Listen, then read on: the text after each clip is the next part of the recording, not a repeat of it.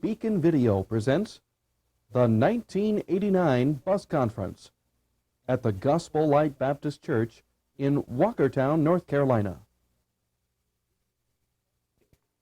And now let's join the conference as Dr. Ray Young speaks on how to develop saved bus kids. We have, right this minute, a Christian high school in Hammond that's just for bus kids. No one attends the school except bus kids from Chicago, and we have enrolled in that school as of yesterday 182 students in our Christian high school, just a bus kids high school. We have 63 of our bus kids from Chicago who are presently attending Hyles Anderson College, training to serve God full-time. We have 17, the last count I heard, of our bus kids who are attending Brother Tommy Ashcraft's college in Monterrey, Mexico, a missionary there who started a college. You say, well, why did they go back to Mexico to attend college? Well, there's a matter of some legal papers they didn't have, and they couldn't attend Hyles Anderson College, and so they had to go back to Mexico to go to college. And also in Mexico, the largest bus ministry in the country of Mexico is pastored by one of the converts from our bus ministry in North Chicago. Of the 7 bus captains they have in that bus ministry there, 5 of them are converts from our bus ministry in Chicago who went back to Mexico and now are bus captains there. 5 of the 7 bus captains plus the bus director, the largest bus ministry in the country of Mexico. We have, of our bus kids that we know of, and surely there's many, many others, but that we know of that have graduated from Christian colleges and are now serving God full-time across the nation.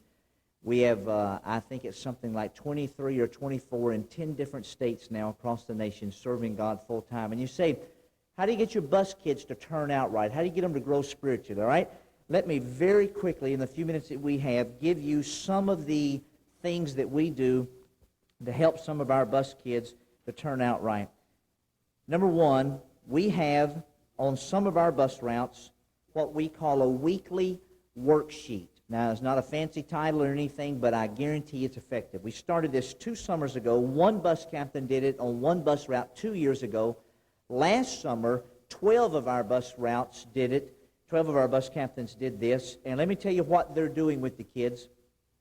And that's this. They give them every week a weekly worksheet. It's 3 to 4 pages long. They take it home, just the teenagers who want to get involved. And these teenagers take this worksheet home, and they have to complete the worksheet during the week. The worksheet consists of the following things. Number one, they must read their Bible at least one chapter a day. Number 2, they must pray over a prayer list, and we give them a list of things to pray about, and then, of course, they add their own things. We list things like their pastor, their bus captain, people on the bus route who are sick, and other things like that. Then number 3, they must do a kind deed at least one time. And that kind deed must last at least 30 minutes.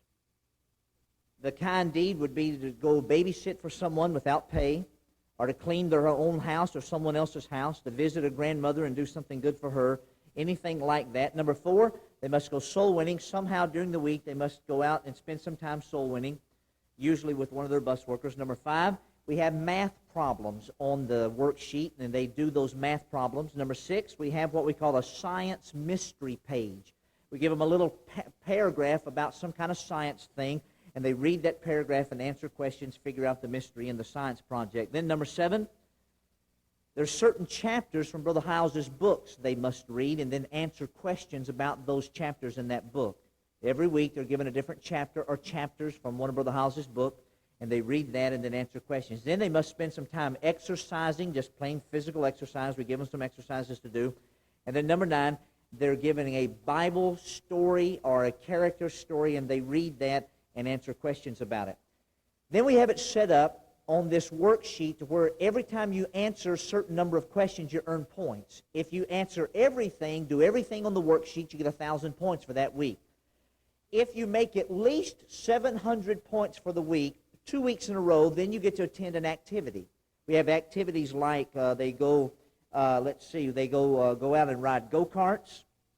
They have a scavenger hunt. They have a pizza party. They go to the zoo. Anything like that you want to have for them, we have an activity once every 2 weeks. Now, last summer, we had about 30 teenagers involved. Out of 12 bus routes, we had about 30 teenagers that said at the first of the summer, okay, put me down, I'm committing myself, I want to do this, I want to sign up for it, I'll be faithful and work at it all summer. And out of those 30, we had an average of 20 teenagers go on the activity every 2 weeks. About 20 of the 30 would win and go on the activity. Now, they didn't get to go unless they earned the points. We didn't just all of a sudden at the end say, oh, well, okay, we feel sorry for you, you can go. They didn't get to go unless they earned the points.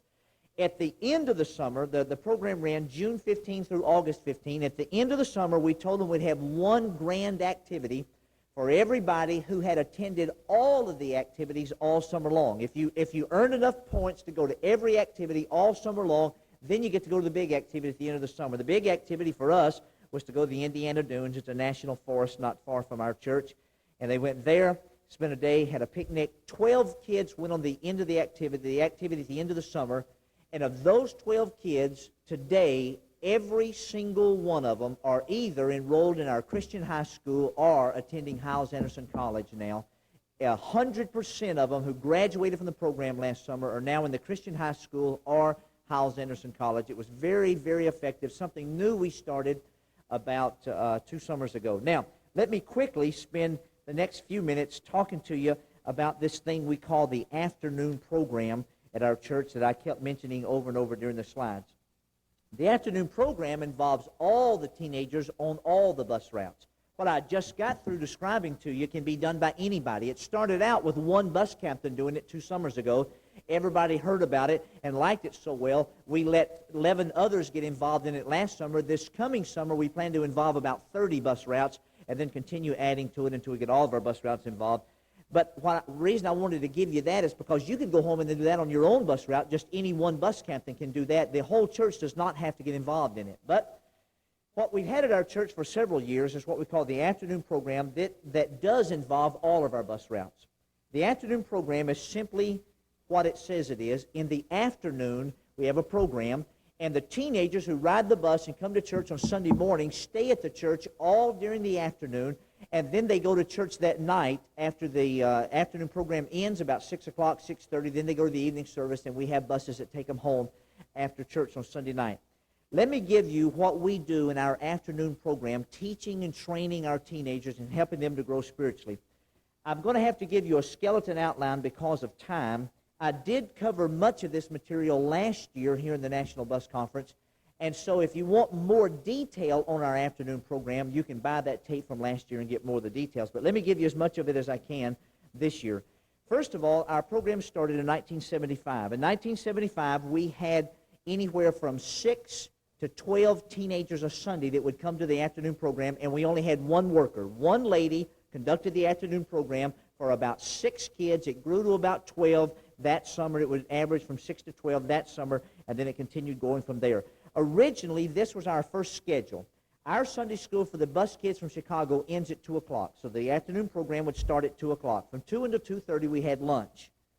From 2:30 until 3:30, we had a sports time. Now, the reason I'm giving you what we used to do back in 1975 is so that you can write down what we did in 75, because not many of you will be able to do what we do now in 1989.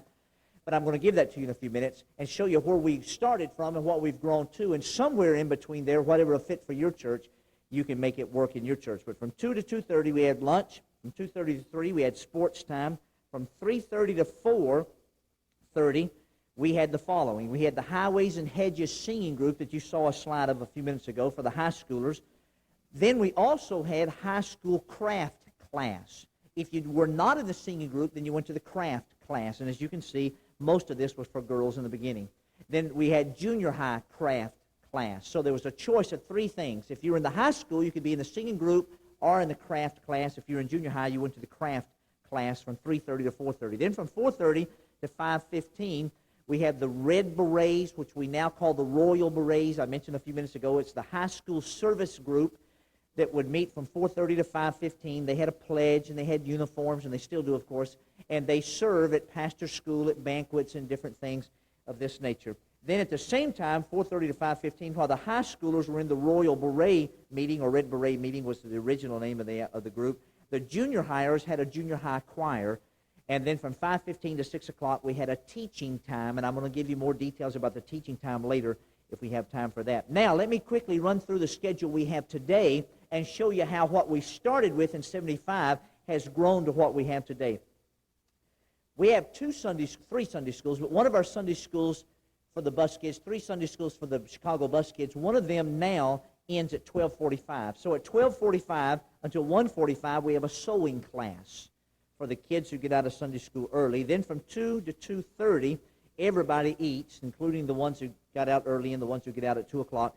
They eat lunch. Then from 2:30 to 2:50, we have a game time or get acquainted time. For 20 minutes, they do something that will get the new kids involved with the group and get them to feel like they're a part of the group. Usually they play some kind of game, some kind of silly games and different things, and I'll give you some more of those in a few minutes. All right, then from 2:50 to 3:30, this is what we do now. The Highways and Hedges High School Singing Group practices from 2:50 to 3:30. Also, during the same time, if you're not in the high school singing group, then we have what we call Creative Canvas. It's an art class. Creative Canvas 2 for the high schoolers, or Creative Canvas 1 for the junior hires. And also, at the same time, if you're not in the singing group and you choose not to be in either one of the art classes, then you may go to what we call our special tutoring sessions, and we actually tutor these bus kids in English and math. They bring their English homework from their public high school or the Christian high school, and they bring their math homework, their English homework to church with them on Sunday, and we have volunteer ladies from our church, not necessarily school teachers, just mothers in the church, and they tutor these kids and help them do their homework, because many of our bus kids from Chicago, 10th grade on 2nd grade reading level, 11th grade on 3rd grade math level, and we tutor them and help them get caught up. By the way, the other day, one of our bus captains went to a high school or to a school in Chicago, and he said, "Could I speak to a certain person?" And the teacher said, "Oh, you must be Brother John." He said, "No, ma'am, that's not my name." She said, "Then you must be Brother Mark." And he said, "No, ma'am, that's not my name either." And about that time, the principal walked up, and she overheard the conversation, and the principal said, "Oh, then you must be Brother Bill." And he said, "No, ma'am, that's not my name either." And he told him his name, Brother Eric. And they said, "Well, we knew you had to be one of those brother somebodies. That's all we hear about in this school is brother, brother, brother, brother this and brother that and brother that." And then she said, "And by the way, we know exactly which kids in this school go to your church because they're all different." Then at 3:35, that session I just talked to you about ends at 3:30. Then at 3:35, we have for the high school girls marriage and motherhood class. From 3:35 to 4:10, marriage and motherhood class taught by some mothers in our church. Also, at the same time, for the junior hires, we have sewing and cooking. Junior high sewing and cooking. Then we also have junior high piano lessons. See, the girls have a choice. The high school girls, while the high school girls are taking the marriage and motherhood class, the junior high girls have a choice between sewing and cooking or piano lessons or the junior high craft cross-stitch class is conducted at the same time, and they have a choice between those. Then from 4:10 to 4:50, we have a high school singing group, a sextet singing group, and you try out for that, and then you get in it, of course, if you want. Then at the same time that the 4:10 to 4:50 sextet singing group is practicing, we have a session called Day by Day. It's a teaching time where we teach the kids in the afternoon program this session called Day by Day, and I'll give you some of the things we teach later if we have time. Then from 4:55 to 5:30, we have a Royal Beret group, the high school service group meets, and then we have the Junior Beret for the junior high girls, the service group, they meet, and then we have also a group called the Cameos for Christ. The Cameos for Christ.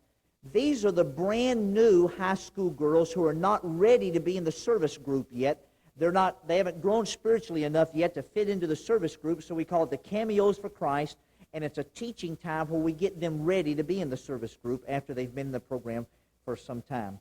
And then from 5:35 to 6:15, we have character story time for the junior hires. Character story time, where we act out Bible stories, we tell the little Animal Land stories and things of that nature.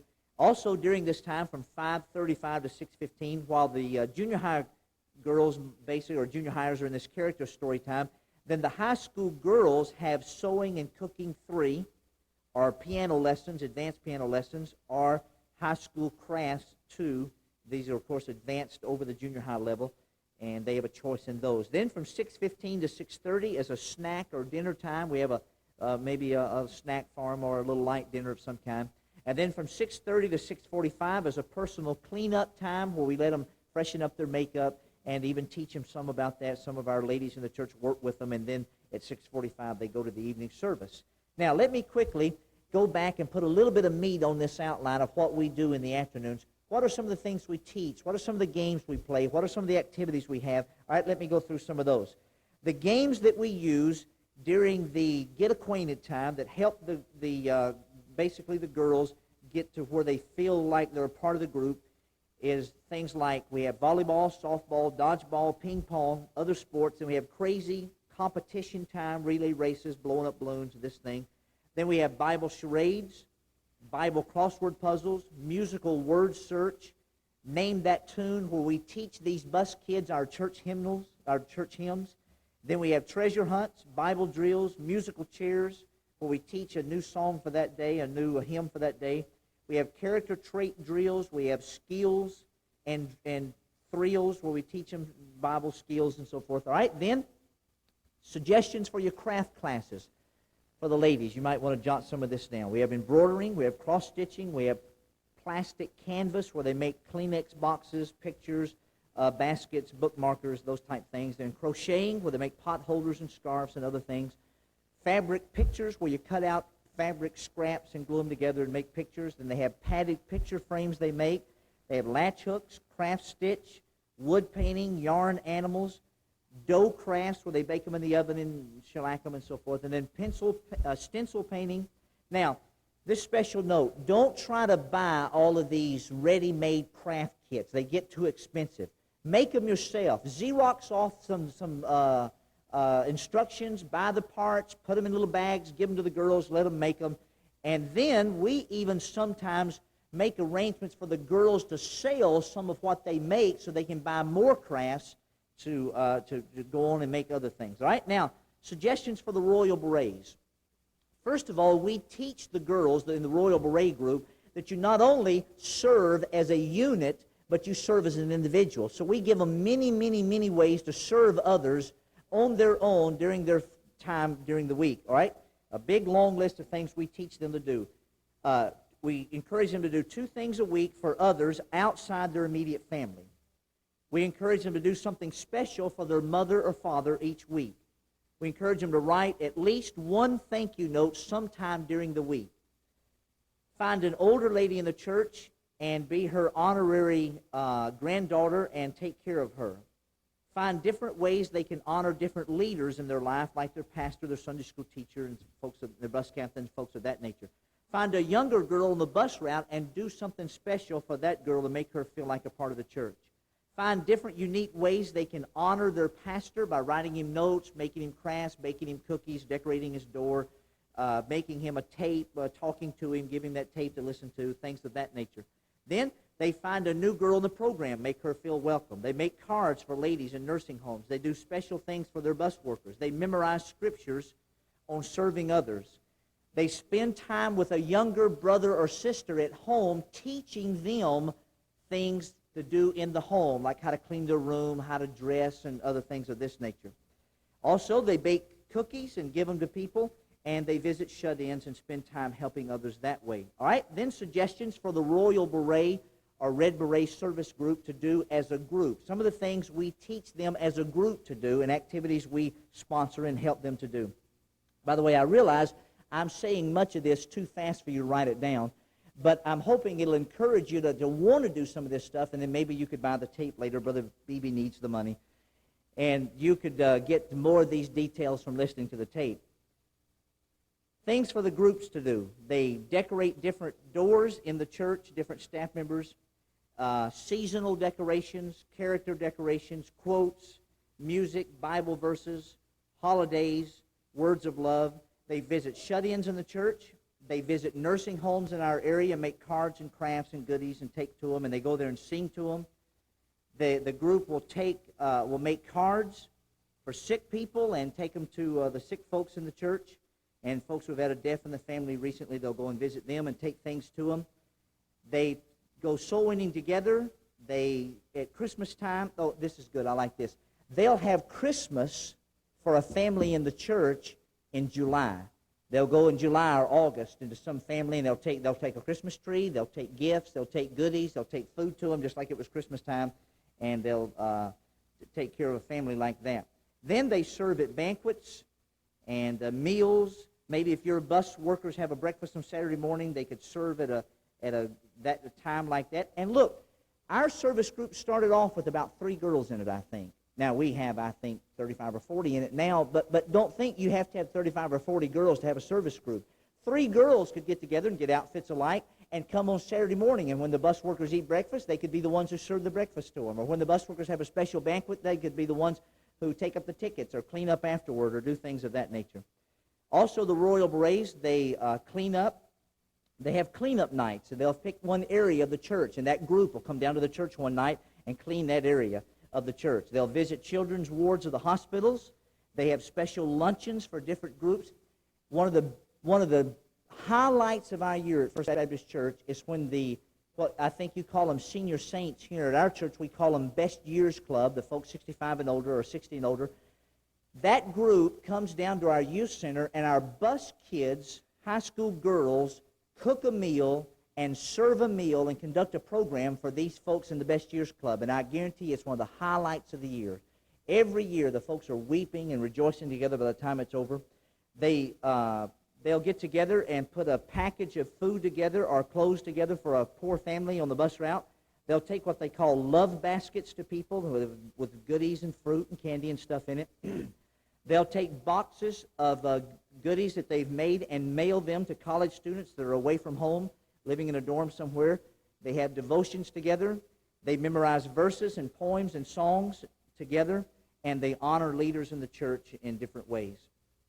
Okay, now, subjects to teach your girls. During this teaching time, 45 minutes to an hour in the afternoon, what are you going to teach these bus kids? What kind of things do these bus kids need somebody to stand up and teach them?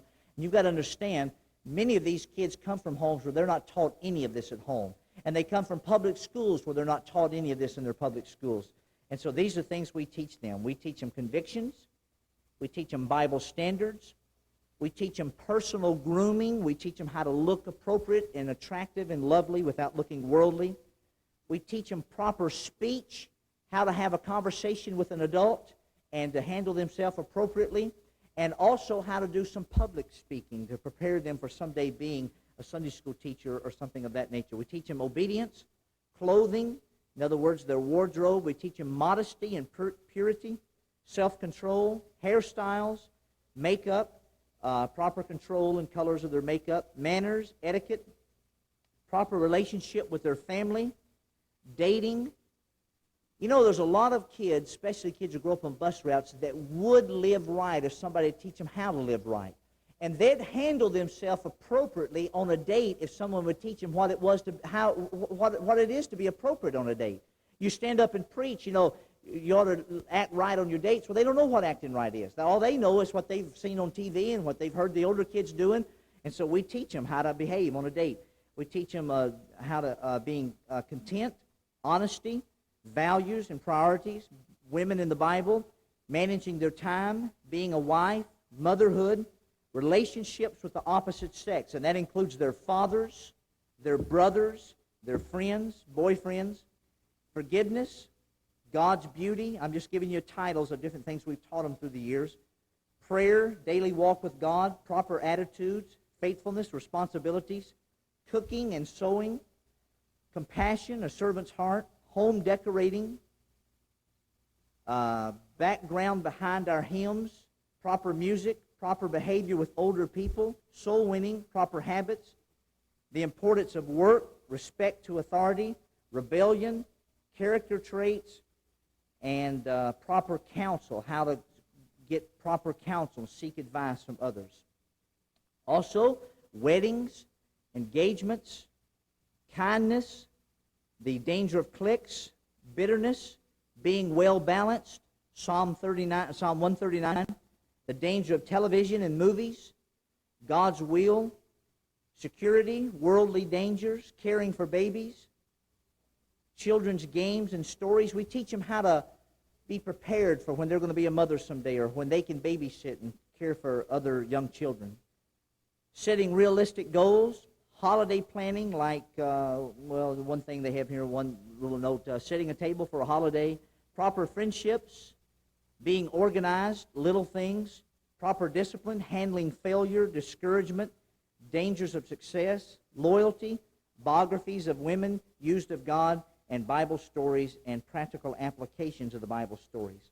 Then let me quickly tell you this. We also not only have these weekly things that we teach them and activities they get involved in, but we have yearly events for them to participate in, special events throughout the year, several things they do. One is they have a Valentine's banquet every year. These are bus kids now. You ought to see them. Some of these bus kids never wore a dress before in their life. And we have a Valentine's banquet for them. And, boy, they get dressed up and look real nice and look like a little princess for the first time in their life. And for some of them, it's the first time in their life they ever felt attractive and a beautiful. And they always thought the way you look good is by looking seductive and worldly. And all of a sudden, you dress them up real pretty one time, and they enjoy it. And guess how they dress every week after that? And it completely changes their life, just a sweetheart. Or we don't call it a sweetheart banquet because not many of them wind up having a date there, but we call it a Valentine's banquet. Then a fall sports award banquet. Every year we have an award banquet for the folks that are involved in the different sports, both the boys and the girls. Of course, they don't compete against each other. Christmas mother-daughter banquet. This is always a special time. Every year we have dozens of mothers who come to church that one day to be with their daughter at the mother-daughter banquet in the afternoon program, but of course they have to come Sunday morning to get there on the bus to go to the afternoon program and attend the banquet with their daughter, and we have dozens of mothers get saved every year on that day. Then we have retreats where we go to a camp for a day or two. We have special luncheons. And by the way, at these luncheons, it's always best to just serve something inexpensive, like some spaghetti or chili or something, and you can have a big crowd. It won't cost you a lot. Sometimes we have slumber parties, but only if it's well organized and very discreet and very well planned, and it's a learning experience and not just a party that turns into a bunch of mischief. Picnics, activities such as bowling or ice skating, if you rent out the entire ice skating rink and the public's not there and you play your own music, not their music. Swimming activities, of course, in a private pool, with an indoor pool or something, or some private pool. Christian films, award trips, like the trip where you saw where the kids were making the big snowman, or where they went down to St. Louis, things of that nature. Museums, parks, amusement parks. We just go to the amusement park maybe once a year or something, if even that often. Soul-winning marathons, where we take an entire Sunday afternoon and the kids come and just spend the whole day, no classes, no singing groups, no anything, just all Sunday afternoon. They go out and go soul-winning and win several hundred people to Christ that way, and then often have guest speakers and singing groups. Now, let me give you some general things about the girls group and some general things about the boys group that'll help you getting your program, if you want to start an afternoon program, that'll help you get it started. Number one, start off by giving them small weekly assignments, something they have to take home and do and bring back the next week. Number two, have them bring their own lunches. That keeps your cost way down. Just have them pack a sack lunch, bring their own lunch. Most of them can do that. And then occasionally announce that you're going to go like to McDonald's and have them bring their own money for that. Singing groups. Start a singing group as soon as you have 2 or 3 kids that have any singing ability at all. Start a singing group. Now, our singing group, our bus kids singing group, has sung 4 times in the last year in Brother House's Sunday morning auditorium Bible class on Sunday morning at our church. They've sung at the high school graduation every year for the last 6 or 7 years. They've sung in pastor school now 4 or 5 times in a row, 4 or 5 years in a row, and they're a very good singing group. But there was a day when we had 2 girls that could get their mouth open and one that stood there and acted like she wanted to sing but couldn't even get her mouth. And we'd let them sing in the Sunday school class, and we'd let them sing on the bus on the way home, We'd let them sing in the basement of the church. And but it got it started. So as soon as you've got a little bit to work with there, go ahead and get it started. Now, if you are going to have a singing group, have tryouts and make them try out and only choose certain ones. Make them have dress standards. They dress a certain way when they come to church, and they promise to dress that way during the week, even though I realize there's no way to enforce that. Have faithfulness standards, behavior standards, and so forth, and have them promise to live a separated life during the week. Okay, then for the boys, let me quickly give you a schedule for the boys. 2:30 to 3, they have opening assembly. This is not a singing, that type of opening assembly. It's where they make announcements, tell them what all they're going to do that day. Then from 3 o'clock to 4 o'clock, they have sports. And then from 4 to 4:45, they have a choir for the boys. From 4:45 to 5:30, they have a teaching time where they teach many of the similar subjects that the girls have, but of course they're appropriate for the boys. I don't have time to go through that list. Now, that's the way the boys' program started out. Now, let me tell you what it has developed to today. From 2:30 to 3, they announce the schedule for the day and change and get ready to go to the sports. And then from 3 to 3:30, they eat lunch. And then from 3:30 to 4:45, they have sports. And then from 4:45 to 5, they change clothes, get dressed again. From 5 to 6, they have a teaching time. Now, this teaching time is where they tutor them, where they can go to math or English or any subject that the boys request that they're having trouble with at school. If they'll bring that work to church, we'll help them with it. Then from 6 to 6:40, we have what we call for the boys Young Fundamentalists. And during this Young Fundamentalist time, we teach basic Bible principles of Christian living, dating, etiquette, importance of the Bible, attributes of Jesus, character, how to work hard, how to act at a banquet or a formal occasion, how to go soul winning, several things of that nature. Then some general statements about the boys' program. If you have a man in your church, which we have had from time to time, and happen to have one right now and it's working real well, we have, and one of the things the boys like as much as anything, is we have a drill team for the boys. We have a military drill team, an honor guard, and they perform several occasions throughout the year. We have uniforms for them, a little white, helmet, and the little white guns you carry.